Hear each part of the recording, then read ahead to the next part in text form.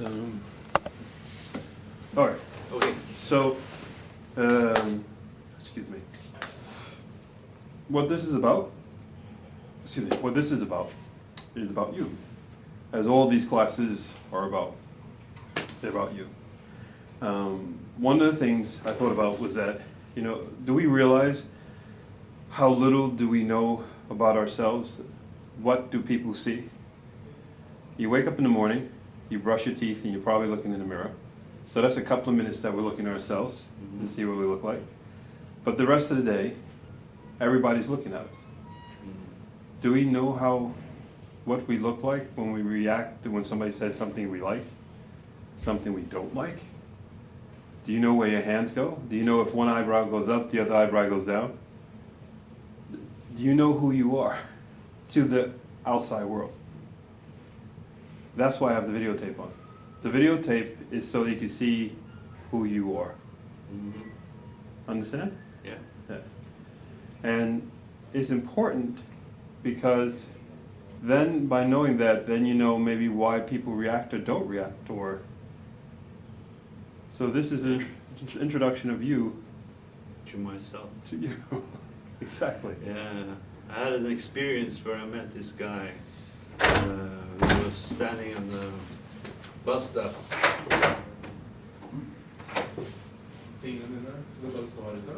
I want to do.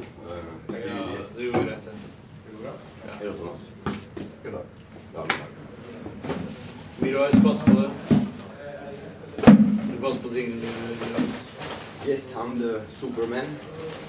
Superman. Han bara fixar. Han tar. Jag ska fixa det bara.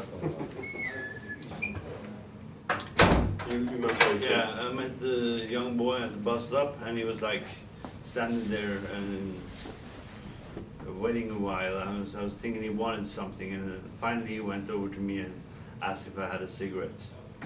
And I had a cigarette, so I gave it to him. And we started talking on the bus, and after we'd been talking a while, he said that he'd been really scared to ask me for the cigarette because I looked so mean.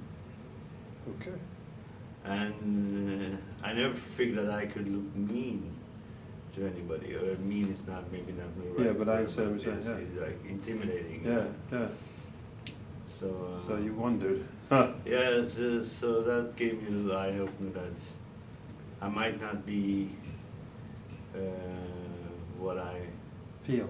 yeah, or what I believe I'm looking like or acting. Right. That might be in correspondence with what is the reality. What people see.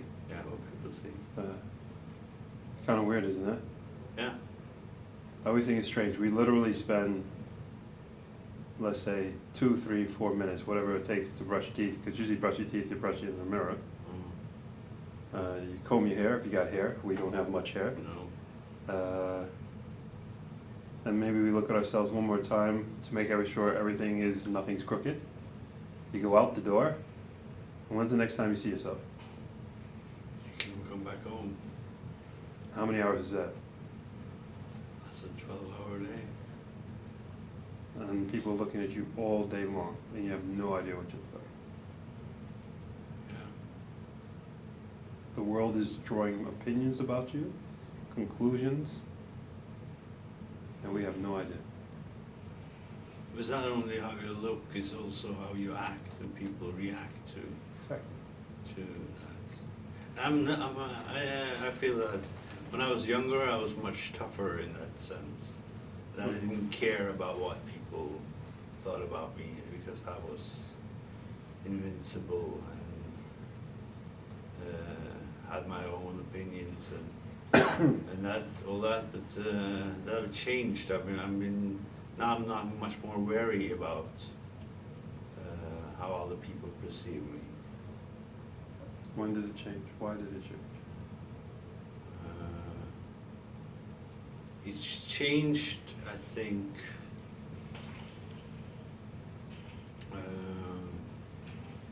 because I didn't reach some of the goals that I put for myself. Some disappointments in life. that made me feel not as big as I felt before. Like what? I never finished my hovedfag or master degrees in social anthropology. Even though I got a job as an anthropologist now. I didn't manage my film projects, which I started, a couple of them. They didn't end out to be successful or completed. I did put a lot of work down in making a whole film company, and it didn't work out, so kind of failures in my life who made me more afraid of what people think about you. Why do you now say when you look back you failed? Let's take one at a time. The first one, why didn't you get your hovedfag?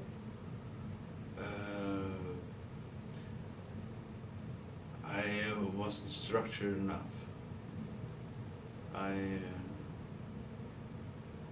started to get my mind on this film thing because instead of being on fieldwork for 6 months, I stayed for 4 years in the Caribbean and working as a journalist there. And then I got the idea because I started making a documentary down in Dominica, and that went well, and I was thinking I can just, that's been really, I think, well, to see the pinpoint of where it all went wrong in a way, is that when I had a great time in the Caribbean, and from, of course, in the beginning being homesick, being alone, being white in the black community, wasn't easy, but then breaking the barrier and becoming an accepted member of society, gaining citizenship, and being a successful person, and a guy who everybody say hi to on the street, to coming home to Norway, where I was going to finish my hovedfag, and being a nobody. And of course I did all this for a girl. So What happened to the girl? we broke up.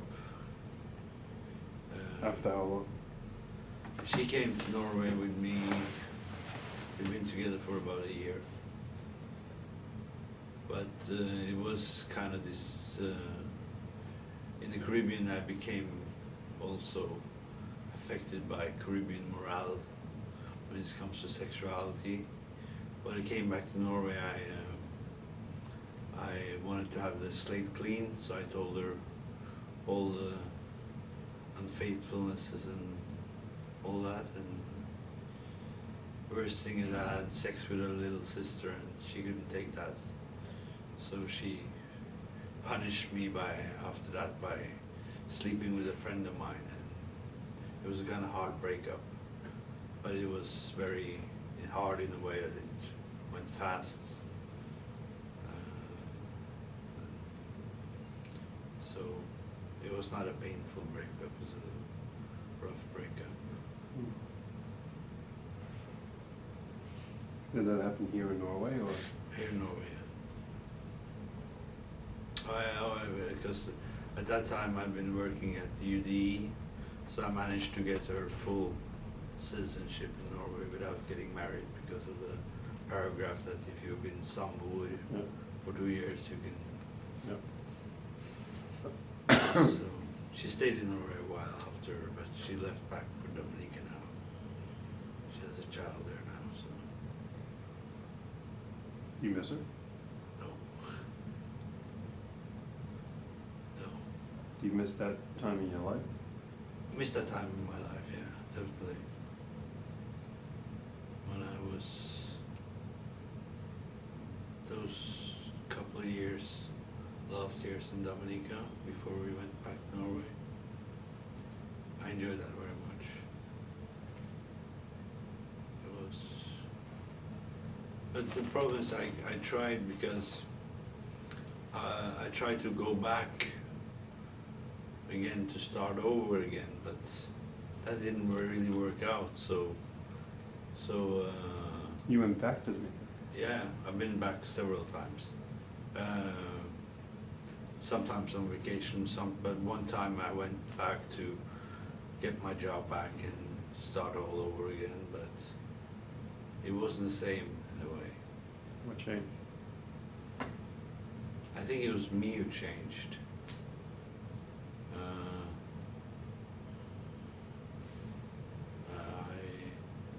I didn't have the strength, the energy that I had when I was there the first time.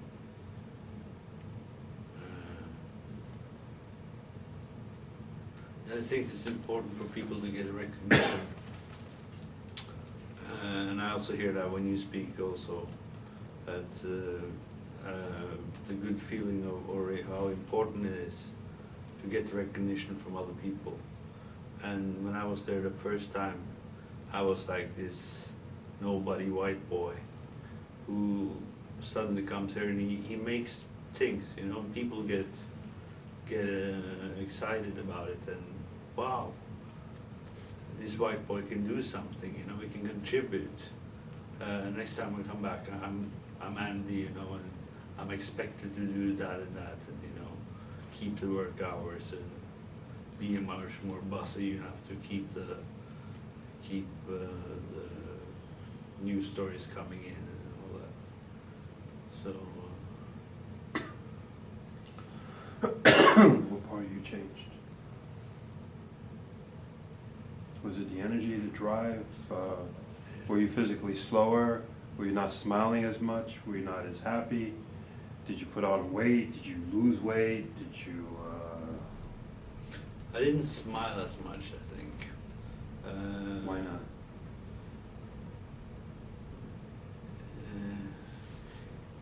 Probably some of the excitement have been gone, because this was for me, because I was gone for a year or 1.5 years. It was also the promised land, and it didn't. And then I get into this place and people have their quarrels, and it's not like they're parading when I'm coming back, you know, which Yeah. I was expecting them to do, you know.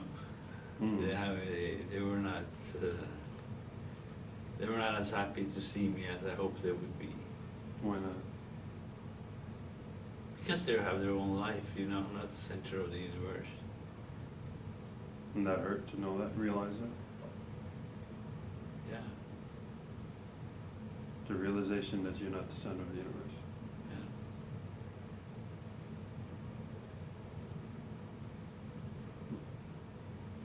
And how did that change it? Make me more humble. I'm not thinking I think I become a better person after this, so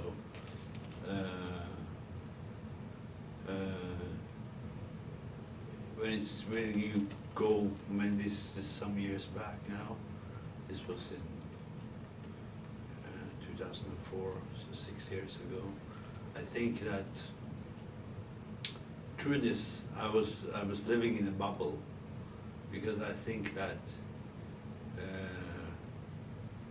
even though I felt like great and everything is working great for me, there was probably people who think that this guy is a little over the edge, you know.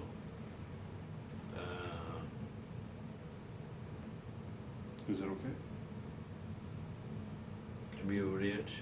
That people thought you were over the edge. Being over the edge. Yeah, well,